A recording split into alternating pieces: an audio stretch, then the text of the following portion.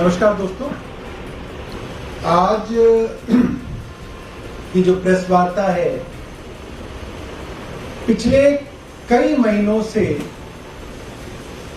एक खास तरीके से केंद्र सरकार, भारतीय जनता पार्टी अपनी एजेंसियों का इस्तेमाल करके छूट के ऊपर पूरी की पूरी इमारत बनाने की कोशिश में लगे हुए हैं। इन्होंने सत्येंद्र जैन जी के यहां छापा मारा, कई और लोगों के ऊपर छापा मारा। पहले दिन खबर चलाते हैं, प्लांट करती है खबर ईडी कि जिन जगह छापा मारा उनमें से किसी एक के घर पे या 2-3 लोगों के घर पे जमा कर लें तो 3-3.5 करोड़ रुपए की रिकवरी बताई। वो सत्येंद्र जैन के कौन थे ये नहीं बताया, वो सत्येंद्र जैन के रिश्तेदार थे या नहीं थे ये नहीं बताया, उनका सत्येंद्र जैन का क्या लेना देना है ये नहीं बताया। और कुछ दिनों बाद खबर इस तरह से चलवाने लगी कि Satyendra Jain and associates. Associate तो वो होता है जिससे कोई लेना देना होता है। मेरी कई बार भारतीय जनता पार्टी के प्रवक्ता से बहस हुई, एक में तो सिर्फ मैं और शहजाद पूनेवाला थे। मैं पौने घंटे तक उनसे पूछता रहा, तू मुझे ये बता, आप मुझे ये बता दो कि जिसके घर पैसा मिला वो सत्येंद्र जैन का कौन सा रिश्तेदार था? मामा का लड़का था, साडू था, चाचा का लड़का था, समधी था, कौन था? कोई रिश्ता तो होगा, या कोई बिजनेस पार्टनर था तो कौन से बिजनेस में पार्टनरशिप थी वो मुझे दिखा दो। कोई जवाब उनके पास नहीं था। सिर्फ और सिर्फ झूठ के ऊपर पूरी की पूरी इमारत खड़ी करी गई।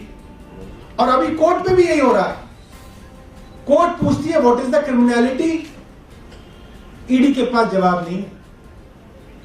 कई बार ईडी के वकील समय मांग चुके हैं, ईडी से यह साबित नहीं हो रहा कि गैर कानूनी क्या काम किया सत्येंद्र जैन ने।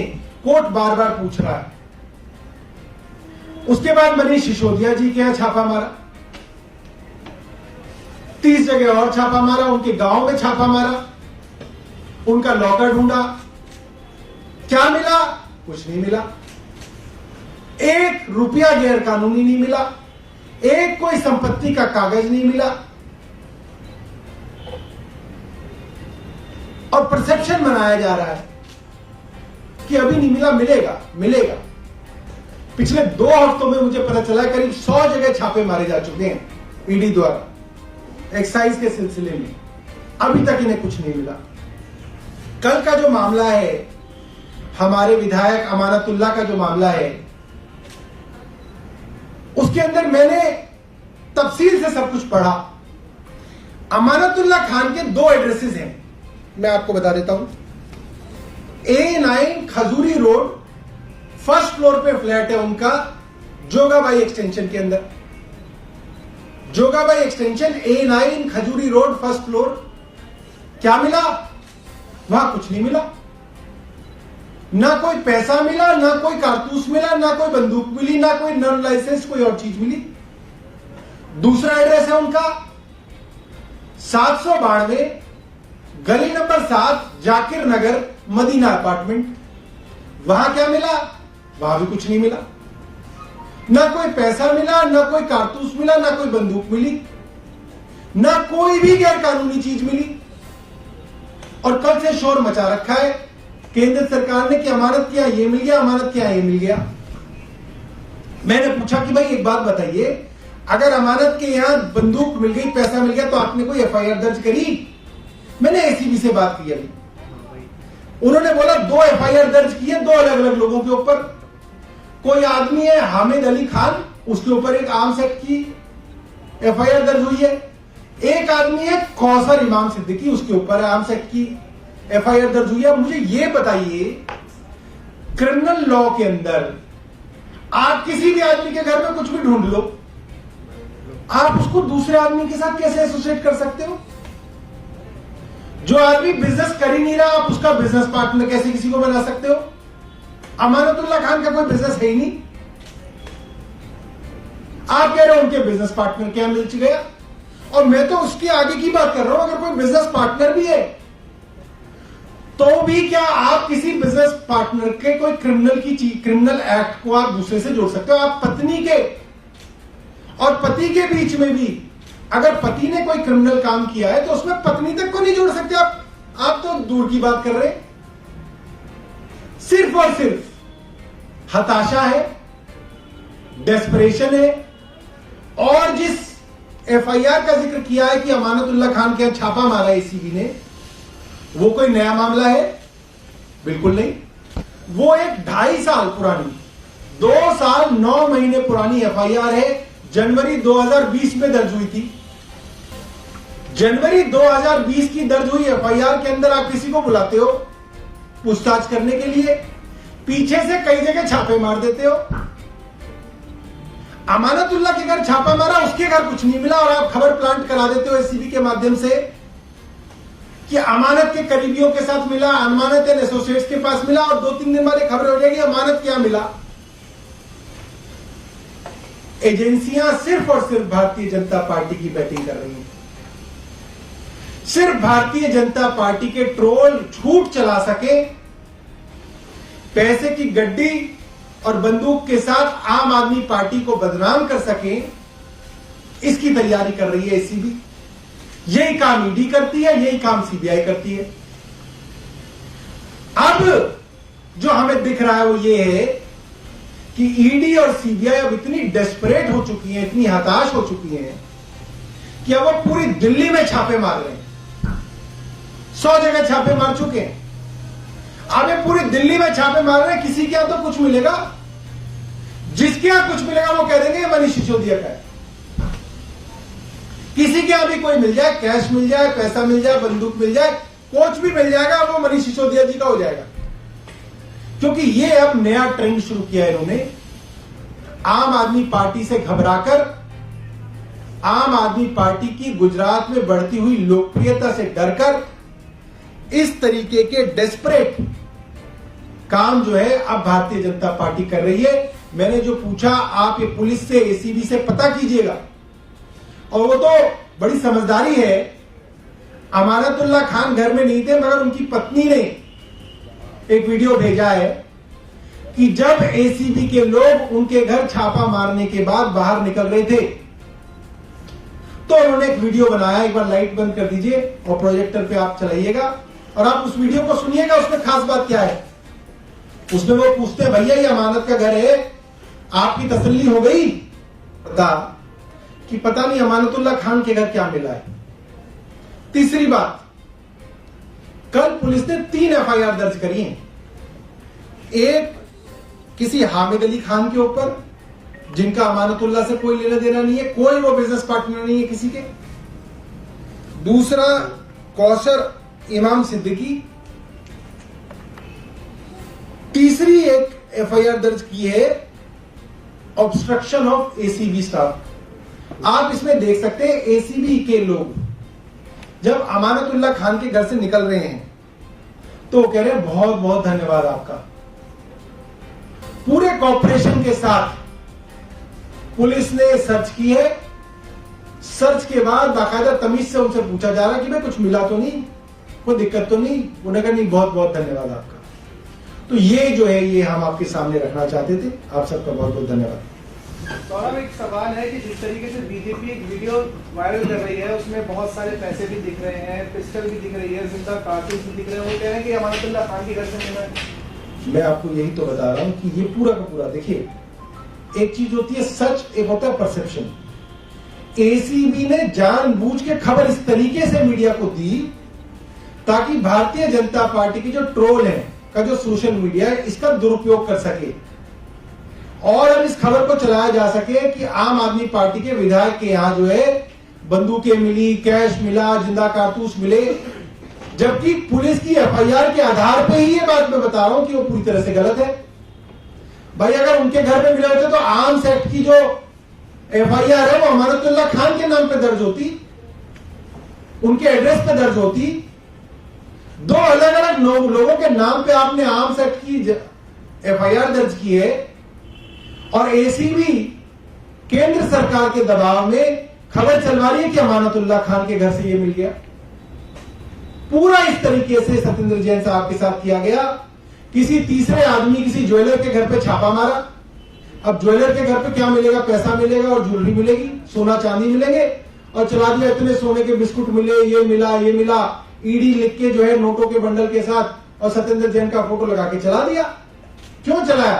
क्योंकि ईडी को कहा गया था कि आप इस तरीके से खबर मीडिया में दे जिसका फायदा उठा के हम जो है आम आदमी पार्टी को बदनाम कर सकेंगे।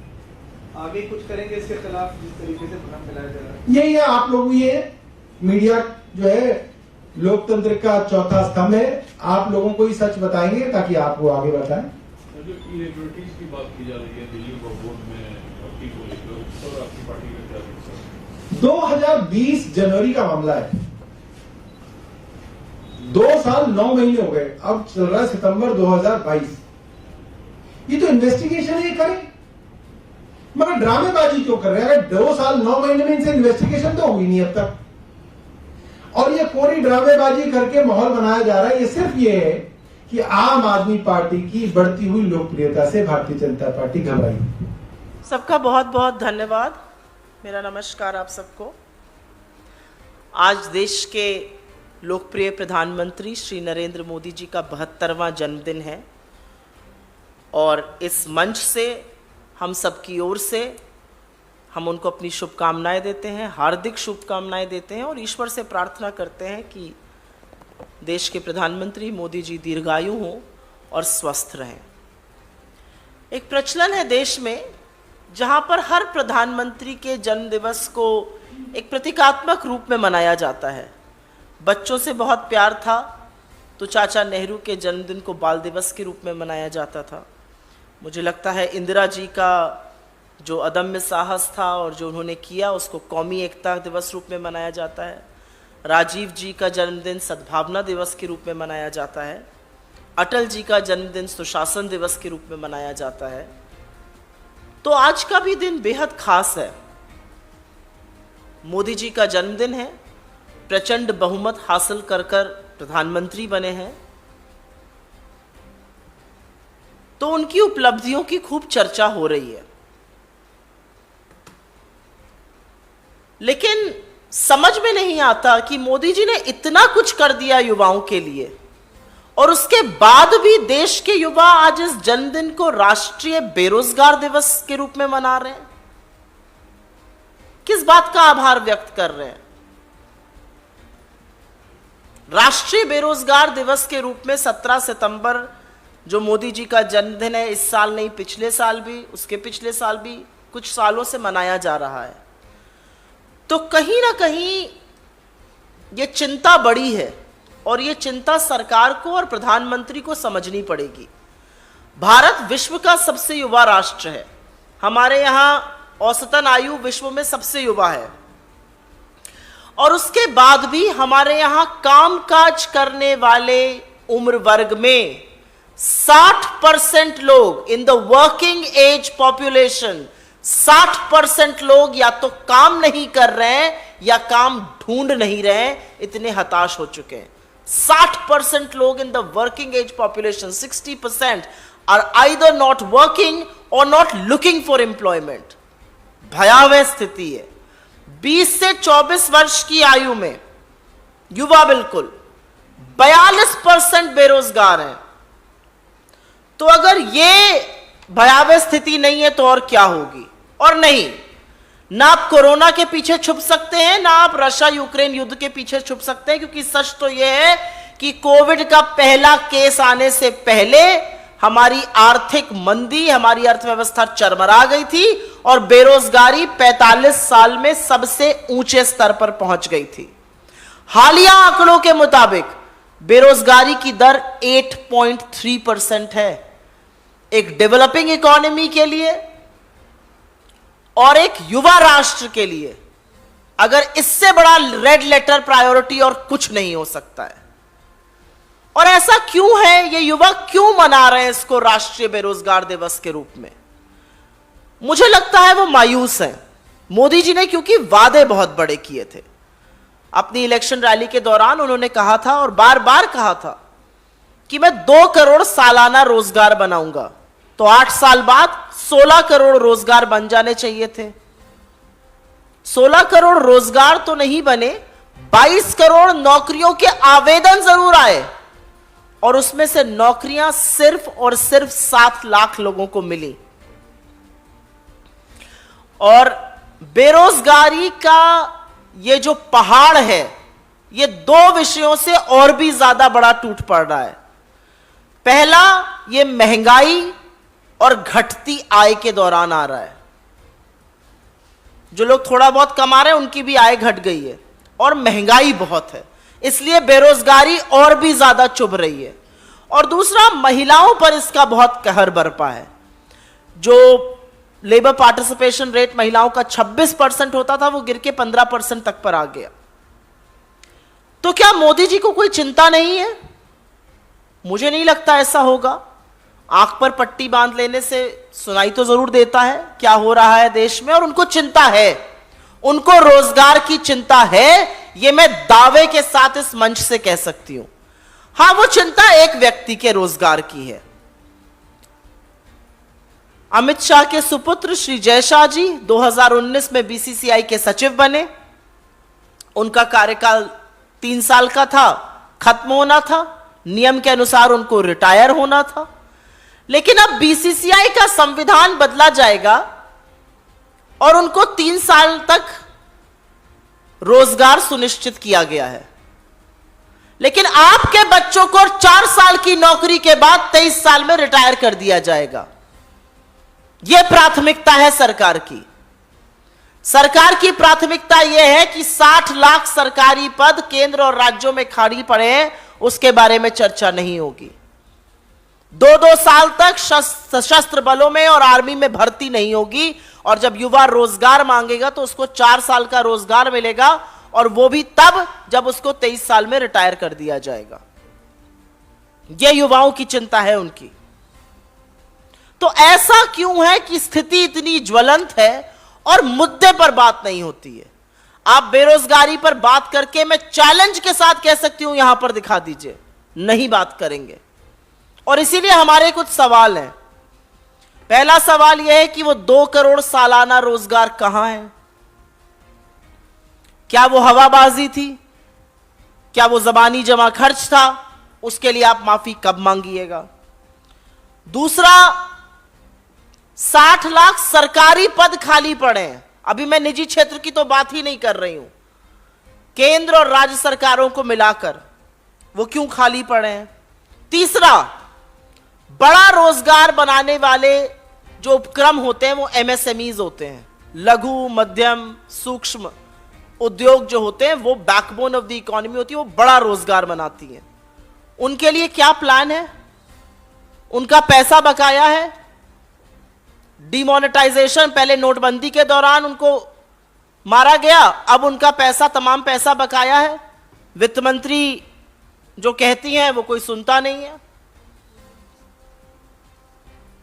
ऐसा क्यों है कि आपका महिमा मंडन तो करते हैं टीवी पर आकर निजी क्षेत्र वाले, लेकिन आप फटकारते हैं, आप ललकारते हैं, आप उनको बताते हैं कि आप श्री हनुमान जैसी ताकत है, लेकिन फिर भी वो निवेश नहीं कर रहे हैं। ऐसा क्यों है? क्या उनको आपकी नीतियों पर भरोसा नहीं है? निवेश, investment is an act of faith. If they believe in your policies, if they believe in your policy framework, they will invest. लेकिन निजी क्षेत्र आज देश में इन्वेस्टमेंट नहीं कर रहा है।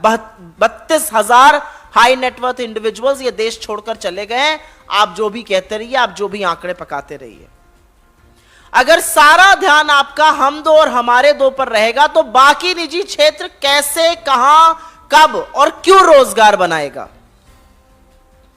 और एक सवाल तो बनता ही है कि युवाओं को स्थायी रोजगार देने के बजाय ये जो 4 साल के ठेके पर आप षड्यंत्र रच रहे हैं, उसी के तहत युवा अपना प्रतिकार दिखा रहे हैं। मुझे लगता है इस देश में सबसे बड़ा मुद्दा बेरोजगारी है, महंगाई है, और उस पर चर्चा नहीं होती है। हम मोदी जी से यहां इस मंच से अपील करते हैं, आपका 72वां जन्मदिन है, आपको पुनः बधाई देते हैं।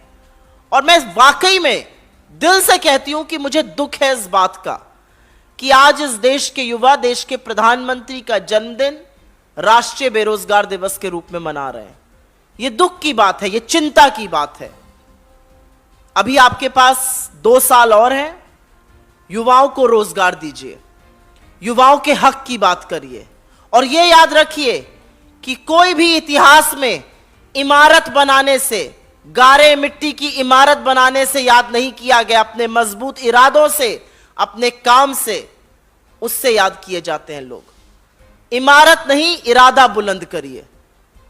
जिस रोजगार का आपने प्रण किया था वो रोजगार दीजिए, क्योंकि यह दुख की बात है कि देश के प्रधानमंत्री के जन्मदिन के अवसर पर इस देश का युवा राष्ट्रीय बेरोजगार दिवस मना रहा है। आपके सवालों का स्वागत है।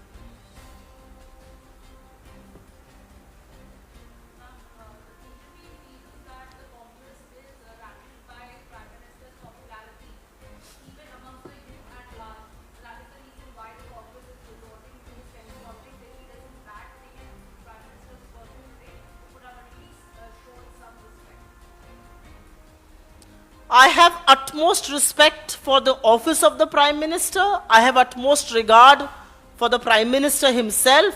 But will that stop us from raising the most burning issue of the day? And that is unemployment. I started off my statement by emphatically stating, it worries me.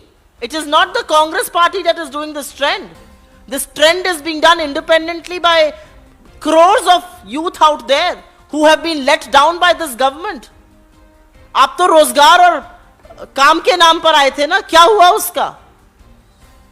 I don't think the BJP understands the extent of the damage that is being done to India's youth and to the Indian economy.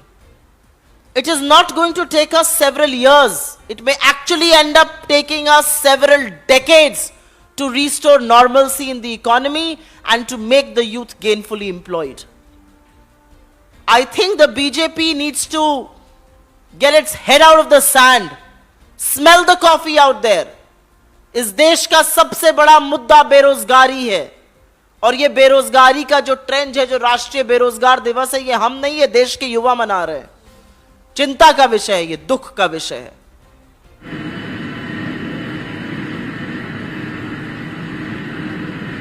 आज की इस छायाचित्र प्रदर्शनी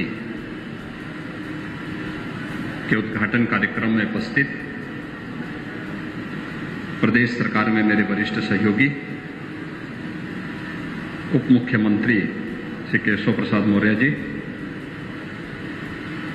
उप मुख्यमंत्री श्री ब्रजेश पाठक जी, प्रदेश के मुख्य सचिव श्री DS मिश्रा जी, पुलिस महानिदेशक श्री DS चौहान जी, आज के इस कार्यक्रम में उपस्थित प्रशासन, पुलिस के सभी हमारे अधिकारीगण, सभी सम्मान्य जनप्रतिनिधिगण और उपस्थित भाइयों बहनों,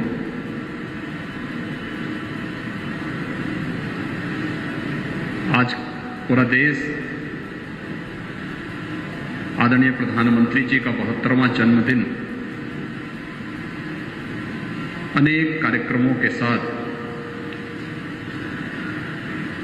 उत्साह और उमंग के साथ मना रहा है।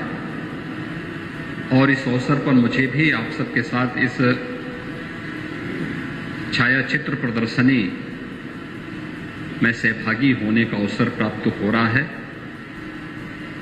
मैं इस अवसर पर पूरे प्रदेश वासियों को आदरणीय प्रधानमंत्री जी के 72वें जन्मदिन के अवसर पर हृदय से बधाई देते हुए आदरणीय प्रधानमंत्री जी के स्वस्थ और दीर्घ जीवन की कामना करता हूं। हम सब जानते हैं कि उत्तर प्रदेश के विकास की यात्रा में आदरणीय प्रधानमंत्री जी ने विगत 8 वर्ष के अंदर जो योगदान दिया है, वह हम सब के लिए इसलिए भी अत्यंत प्रेरणादायी है कि जब भारत की वर्तमान विकास यात्रा को हम देखते हैं तो इस विकास यात्रा का शुभारंभ अविनाशी काशी से हम देख सकते हैं। काशी के एक लोकप्रिय सांसद के रूप में अपनी इस यात्रा को आगे बढ़ाते हुए देश के सर्वोच्च सदन में उत्तर प्रदेश का प्रतिनिधित्व करते हुए भारत के सर्वांगीण विकास के लिए जो कार्य विगत 8 वर्ष के अंदर आदरणीय प्रधानमंत्री जी के नेतृत्व में हुआ है, वह इस देश के अंदर उन सभी महापुरुषों के उस सपने को साकार करने वाला है जो इस देश के उन महापुरुषों ने देश की आजादी के समय हमें कैसा भारत चाहिए, हमें किस प्रकार के भारत के निर्माण की दिशा में आगे बढ़ना है, ये सभी सपने आज हम सबके साकार होते हुए दिखाई दे रहे हैं। हर व्यक्ति इस बारे में अनुमान कर सकता है जब शासन की योजनाओं में जन भागीदारी के माध्यम से हम समाज के अंतिम पायदान पर बैठे हुए व्यक्ति के जीवन में परिवर्तन होते हुए देखे हैं। और आदरणीय प्रधानमंत्री जी ने अपने आजादी के अमृत महोत्सव के अवसर पर राष्ट्र को संबोधित अपने जिन महत्वपूर्ण मुद्दों की ओर उन्होंने ध्यान आकर्षित किया था, उन्होंने बहुत महत्वपूर्ण बात उस समय कही थी और मुझे लगता है कि वो एक पंक्ति पूरे भारतवासियों को और पूरी विश्व मानवता को भी बरबस अपना ध्यान आकर्षित करती है, जो उन्होंने कहा था कि सामर्थ्य मूलम स्वातंत्रम, यानी सामर्थ्यवान ही अपनी स्वतंत्रता की रक्षा कर सकता है और सर्व मूलम च वैभवम, यानी श्रम शक्ति के बल पर ही हम वैभवशाली बन सकते हैं। यह पंक्ति बहुत कुछ कह देती है। सामर्थ्यवान वही हो सकता है जहां एकता होगी, जहां पर पंच प्रण के साथ जुड़ने का एक संकल्प होगा।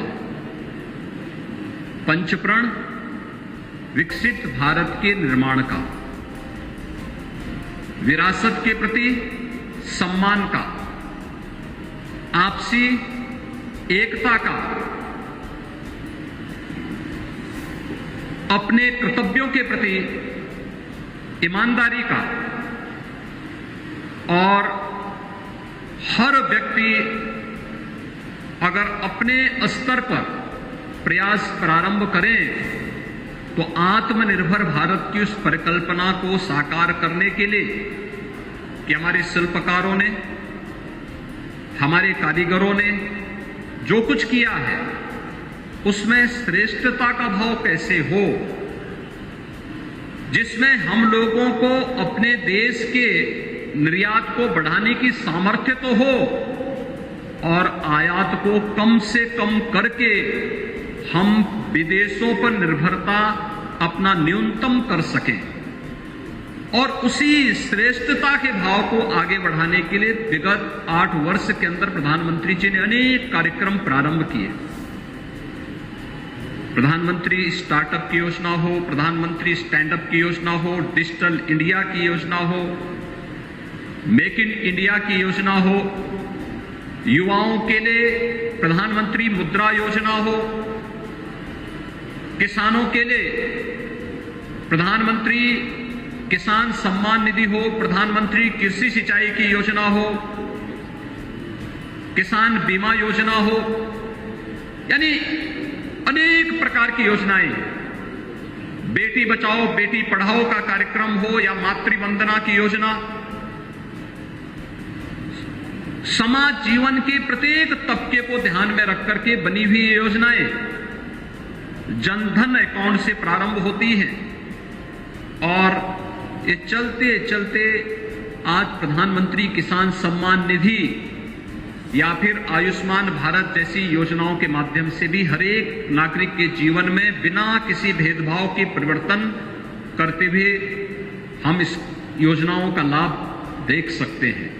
इसने भारत की सामर्थ्य की पहचान वैश्विक मंच पर दी है और यही कारण है पूरे भारत में एक नया विश्वास जागृत हुआ है।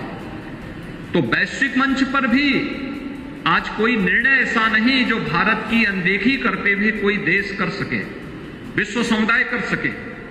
यही भारत के सामर्थ्य की एक परीक्षा है, ये वही कसौटी है जो हम सबको अपने नागरिकों के प्रति विश्वास का भाव पैदा करता है। दुनिया के अंदर हम लोगों ने इस सदी की सबसे बड़ी महामारी के अंदर तक देखा है कि दुनिया के अंदर लोगों ने भले ही अपने व्यक्तिगत जीवन में कितने ही अनुशासन को क्यों न माना हो, लेकिन जब उन देशों में कोरोना कालखंड में लॉकडाउन की बात आई तो उन सबका अनुशासन डगमगा गया, लोग सड़कों पर उतर गए। भारत अकेला देश था जहां पर कोरोना कर्फ्यू की बात होती है तो प्रधानमंत्री जी के साथ पूरा देश उसके साथ जुड़ता हुआ दिखाई देता है। भारत अकेला देश था जहां पर लॉकडाउन का पालन भारत के सभी नागरिकों ने पूरी मजबूती के साथ किया और भारत अकेला देश था जिसने रेवड़ी नहीं बांटी, लेकिन आम जन की जरूरतों को पूरा करने के लिए आवश्यकता पड़ी तो 80 करोड़ लोगों को फ्री में राशन की सुविधा भी उपलब्ध करवाई और 200 करोड़ से अधिक वैक्सीन की डोजेस भी फ्री में उपलब्ध करवाने का कार्य किया। भारत अकेला देश था जो कोरोना में सबसे घनी और सबसे बड़ी आबादी का देश होने के बावजूद कोरोना कालखंड में डगमगाया नहीं, बल्कि पूरे धैर्य के साथ, पूरी मजबूती के साथ अपनी इस यात्रा को आगे बढ़ाता रहा।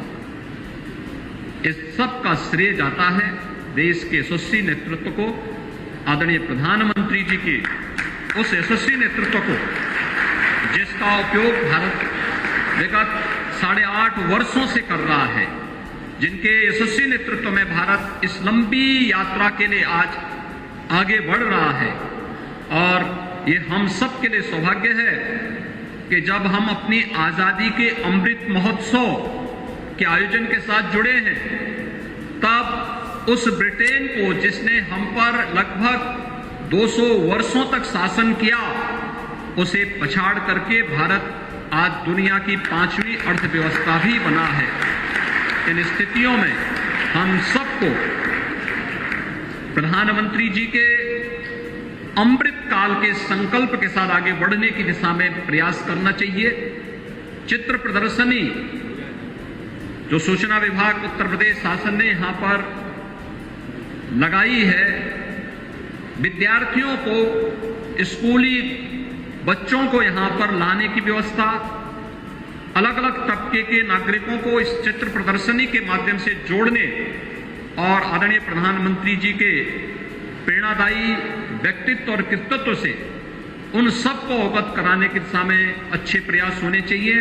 चित्र प्रदर्शनी के लिए मैं उत्तर प्रदेश के सूचना विभाग को हृदय से धन्यवाद देता हूं, प्रमुख सचिव सूचना और उनकी पूरी टीम को हृदय से धन्यवाद देता हूं। और मैं विश्वास के साथ कह सकता हूं कि जो सेवा पखवाड़ा का कार्यक्रम आज से प्रारंभ हुआ है, अखिल भारतीय स्तर पर भारतीय जनता पार्टी ने इन कार्यक्रमों के साथ, जहां पर सरकारें हैं, सरकारें भी उन कार्यक्रमों के साथ अलग अलग जन कल्याणकारी योजनाओं के साथ जुड़ रही है। आज रक्तदान शिविर का एक महाअभियान पूरे प्रदेश के अंदर चल रहा है और मेरा अनुमान है कि सायंकाल जब आंकड़े आएंगे तो देश के अंदर सबसे अधिक रक्तदान का टारगेट भी उत्तर प्रदेश पूरा करेगा। उत्तर प्रदेश के युवा इस कार्यक्रम के साथ जुड़ेंगे।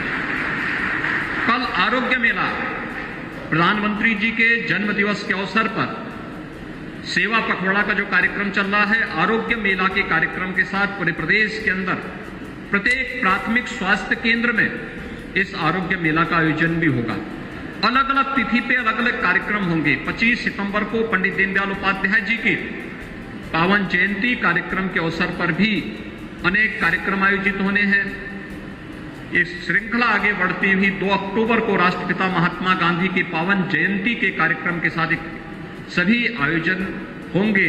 सेवा पखवाड़ा का ये कार्यक्रम 15 दिनों तक अनेक प्रकार के प्रेरणादायी आयोजनों के साथ जुड़ करके प्रत्येक देशवासी के अंदर सेवा, अनुशासन और राष्ट्र के प्रति समर्पण का एक भाव पैदा करते हुए उन्हें आगे बढ़ने की प्रेरणा प्रदान करेगा। मैं आज के इस अवसर पर प्रधानमंत्री मोदी जी के 72वें जन्मदिन के अवसर पर प्रदेशवासियों की ओर से उन्हें हृदय से बधाई देता हूं, अपनी शुभकामनाएं देता हूं। ईश्वर से उनके स्वस्थ, दीर्घ जीवन और यशस्वी कार्यकाल की शुभकामनाएं देते हुए पूरे प्रदेशवासियों को भी, चूंकि उत्तर प्रदेश वासी प्रधानमंत्री मोदी जी के विकास, सेवा और सुशासन के इस पूरे कार्यक्रम के साथ नजदीक से जुड़े हुए हैं, इस अवसर पर मैं प्रदेशवासियों को भी हृदय से बधाई देते हुए अपनी बात यहीं पे विराम देता हूं। धन्यवाद। जय हिंद।